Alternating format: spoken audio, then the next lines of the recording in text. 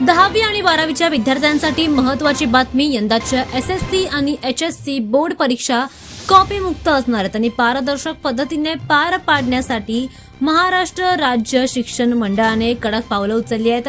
परीक्षा दरम्यान कोणताही गैरप्रकार होऊ नये यासाठी राज्यभर कडक निगराणी यंत्रणा कार्यान्वित करण्यात आली आहे.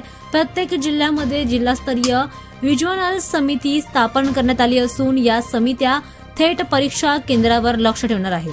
परीक्षा केंद्रावर स्थिर आणि फिरते पथक सोबतच अचानक तपासणी तसेच संशयास्पद हालचालींवर विशेष लक्ष दिले जाणार आहे. परीक्षा काळामध्ये केंद्राच्या आसपास फोटोकॉपी दुकानं बंद असणार आहेत.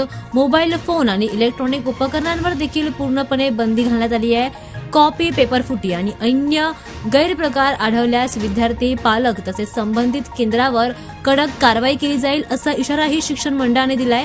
विद्यार्थ्यांना कोणताही ताण न घेता शांत, सुरक्षित आणि निष्पक्ष वातावरणात परीक्षा देता यावी यासाठी सर्व उपाययोजनांना मुख्य उद्देश असल्याचं बोर्डाने स्पष्ट केलंय. दरम्यान परीक्षेदरम्यान नियमांचं काटेकोर पालन करण्याचं आवाहन देखील विद्यार्थ्यांना आणि पालकांना करण्यात आलं आहे.